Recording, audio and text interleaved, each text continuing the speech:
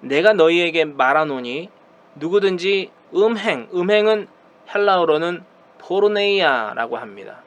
음행한 이유 외에 아내를 버리고 다른데 장가드는 자는 간음함이니라.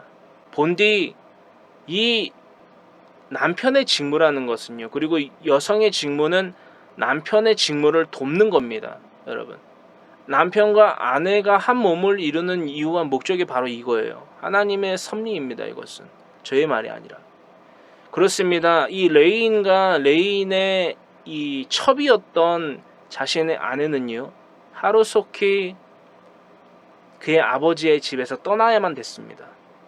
하루속히 떠나서 가정이라는 제1교회 공동체를 이루어야 했기 때문에 남자와 여자는 아버지의 집을 하루속히 떠나 한 가정을 이루어야 하는 것이었습니다. 태초의 인류인 아담과 하와에게 하나님께서 명하신 부부의 존재 이유와 그 부부로서 이루어야만 하는 목적을 우리는 나눠봤습니다. 특히나 창세기서 2장 15절로부터의 말씀을 묵상하시면서 창세기서 2장 24절의 말씀 우리가 함께 합독합니다. 이러므로 남자가 부모를 떠나 그의 아내와 합하여 둘이 한 몸을 이룰지로다. 아멘. 왜 남자와 그의 아내는 한 몸을 이루어야만 합니까? 한 몸. 그 부부로부터 그 가정의 최소 구성원인 그 부부로부터 하나님 앞에 무릎 꿇고 하나님을 찬양하며 하나님께 복과 축복을 받는 바라크의 가정이요 율로네오의 가정이 되어야만 되기 때문에 한 몸을 이루어야만 되는 것입니다. 비그리스도인과의 혼인에 대하여서 근심하고 있는 자들이 있다면 오늘 나누게 되는 이 말씀이 정말 그리스도인의 가정을 이루는 진짜 남자와 그의 아내가 한 몸을 이루어 하나님 앞에 무릎을 꿇고 찬양을 하고 복을 받고 축복을 받는 바라크요 율로네오의 가정이 되기를, 에클레시아 교회요 성도 카도시의 가정이 되기를 간절히 바라는 마음으로 이 말씀을 나누고자 하는데요. 3절 바리새인들이 예수께 나와 그를 시험하여 이르되 사람이 어떤 이유가 있으면 그 아내를 버리는 것이 옳으니까. 4절 예수께서 대답하여 이르시되 사람을 지으시니가 본래 그들을 남자와 여자로 지으시고 말씀하시기를 그러므로 사람이 그 부모를 떠나서 아내에게 합하여 그 둘이 한 몸이 될지니라. 창세기서 2장 24절의 말씀을 고스란히 인용하여서 말씀하신 예수님. 6절 그런즉 이제 둘이 아니요 한 몸이니 소마이니 그러므로 하나님이 짝지어 주신 것을 사람이 나누지 못할지니라 하시니. 여짜오되 그러면 어찌하여 모세는 이혼 증서를 주어서 버리라 명하였나이까. 이거 신명기서 24장 말씀입니다. 1절로부터 4절의 말씀 참조하세요. 예수님께서요 8절의 말씀에 이렇게 이르십니다. 대답하세요. 예수께서 이르시되 모세가 너희 마음의 완악함 때문에, 여기서 완악함은 스클레로카르디아라고 합니다. 스클레로카르디아라는 헬라어로 표기되어져 있고요. 스클레로카르디아라고 되어 있고 굳은 마음, 완고함, 완악함, 하나님의 명령에 불순종하면서 어떻게 살아갈 수밖에 없어요? 육신의 생각과 말과 의지를 아돈으로 삼아서, 주인으로 삼아서, 로드로 삼아서 살아갈 수밖에 없는 상태를 일컫고 있어요. 출애굽기 12장의 말씀을 묵상하시면서 아내를 버린다라는 것은 때문에 이혼을 허락하였거니와 현대적으로는 이렇게 말을 할 수 있어요. 아내 버림이라는 것은요 아폴리오라는 헬라어로 표기되어져 있습니다. 아폴리오, 허락하였거니와 본래는 그렇지 아니하니라. 내가 너희에게 말하노니 누구든지 음행은 헬라어로는 포르네이아라고 합니다. 음행한 이유 외에 아내를 버리고 다른데 장가드는 자는 간음함이니라. 음행한 이유 외에 아내를 버리고 다른데 장가드는 자는 도리어 그 자가 간음한 자이다 라는 것입니다. 여러분 8절의 말씀 가운데에 너희 마음의 완악함 때문에 이 이혼을 허락하였다라고 말씀하셨잖아요. 이 말씀이 9절의 말씀을 나누니까 또 해설을 드리니까 이해가 되시죠. 왜 이혼에 대해서 이 바리새인들이 예수님에게 이런 시험을 더하였는지 계속해서 아시겠지요. 당시에도 또한 오늘날에도 이 이혼에 대하여서 아니 내가 결혼할 사람이 하나님을 믿지 않는데 나는 하나님을 믿거든요. 근데 내가 아내 될 사람이나 내 아내는 하나님을 믿지 않아요. 이혼해야겠죠. 이를테면. 근데 이게 되게 강하다라는 거예요. 그 마음의 완악함이라는 것의 중심에 뭐가 있는지를 예수님이 꿰뚫어서 보셨다라는 거예요. 그 바리새인들과 저와 여러분들의 삶 가운데에서. 간음함을 위하여서 육체의 정욕에 대한 시험에 스스로 빠짐으로써 자신을 속이고 가장 먼저 하나님을 속이고 자신을 속이고 그 아내를 속이고 주위의 사람들을 속여서 이웃들을 속여서 고린도전서 7장 12절로부터 13절의 말씀 함께 합독합니다.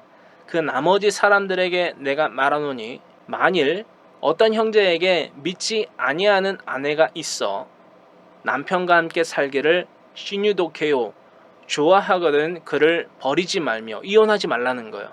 여러분 위로는 하나님과 밑으로는 사람들에 대하여서 하나님의 말씀에 순종함으로써 다바르하야 강론의 삶을 살아감으로 증명하는 제 집안을 잘 다스리는 자에 대한 개념을 아델포스로 갖고 있습니다.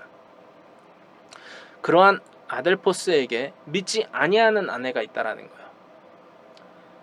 오늘날 우리가 나눠보고 있는 사사기서 19장의 그 첩이었던 자가 바로 이런 경우입니다. 이런 딱 그런 케이스에 딱 걸맞는 자예요. 삼손이 딥나 성읍에 있는 그 블레셋 팔레시티의 여인을 아내로 삼아서 가정을 이뤘잖아요. 그죠? 근데 그 가정이 실패했지 않습니까? 그것을 참조해서 보시면 더 이해가 빠르게 됩니다. 믿지 아니하는 아내가 있어 남편과 함께 믿는 아델포스인 남편과 함께 살기를 좋아하거든. 시니도케오. 이게 뭐냐면 그 자신의 믿음을 증명하는 삶을 살아가고 있고 살아가기를 원하는 그 순종의 삶을 살아가는 믿음 가진 자의 삶에 대하여서 승인하고 승낙하고 함께 기뻐하며 동참하는 아내, 그게 바로 시뉴도케오 헬라어의 의미예요.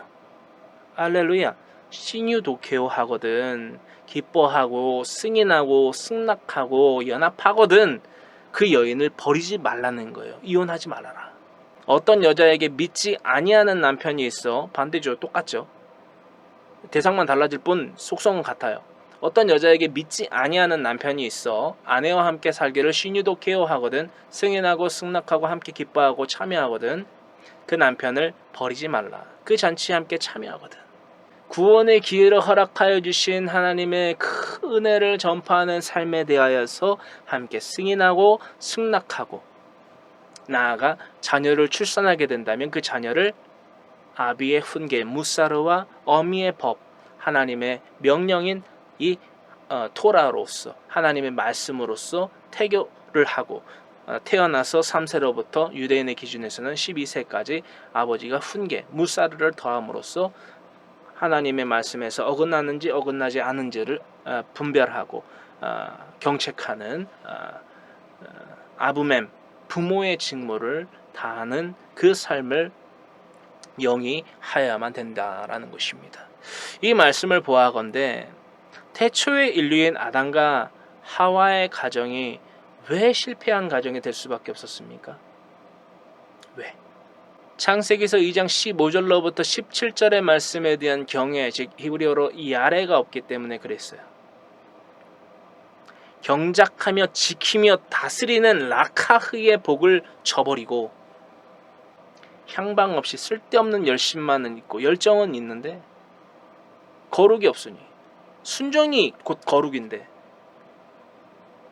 순종해야 카도시가 되는 건데 성도가 되는 건데 하나님을 믿습니다라고 말은 하는데요.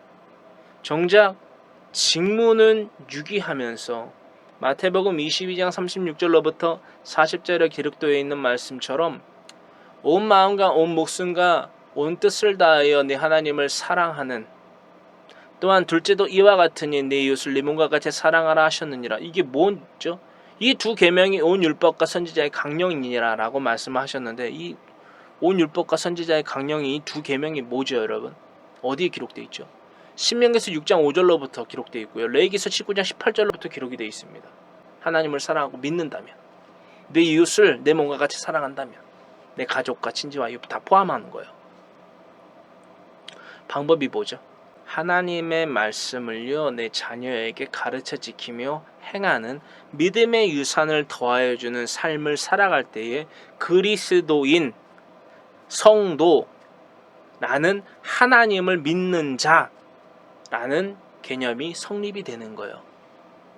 뭘 했을 때에 하나님의 입에서부터 나오는 모든 말씀으로 살아가는, 성경 66권을 내 자녀에게 가르쳐 지키며 행하는 나바라하야, 강론의 삶을 살아가는 자가 되어야지, 자신도 믿지 않는 하나님을, 여러분, 교회 건물에 나가고 목사 말에 아멘하고 십자가와 성경책을 테라핌, 드라빔으로 우상신으로 사용하는 자신의 삶을 하나님을 믿는 삶이라고 일축하면서 도리어 배우자가 될 사람의 눈에 있는 티를 보고 자신의 눈 속에 있는 들보를 보지 아니하는 삶이 바로 이런 삶이다라고 저는 철저하게 이 말씀들을 통하여서 권면하고자 합니다.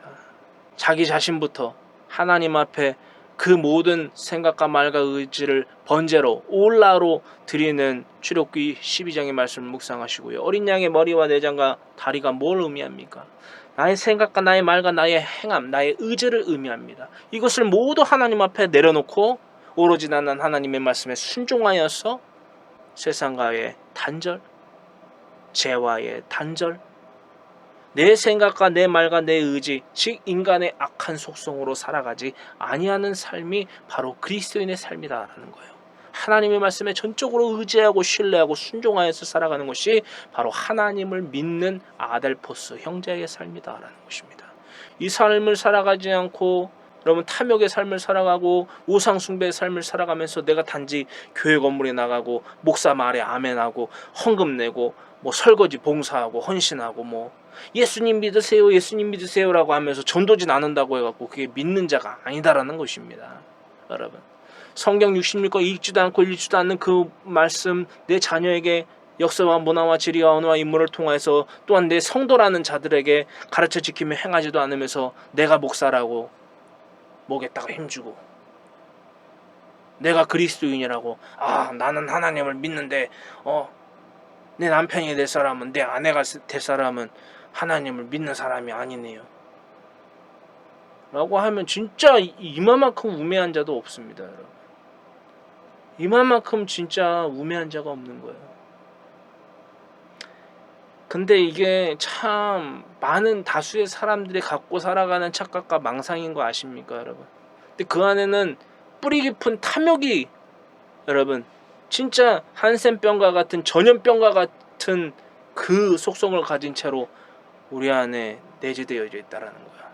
우리가 우리의 자신의 삶부터 하나님 앞에 온전히 바쳐지는 순종의 삶, 번제, 올라의 삶을 살아가지 않고서는요. 혼인에 대한 거룩한 그리스도인의 혼인에 대한 이야기는 입 밖으로 꺼내서는 안 돼요.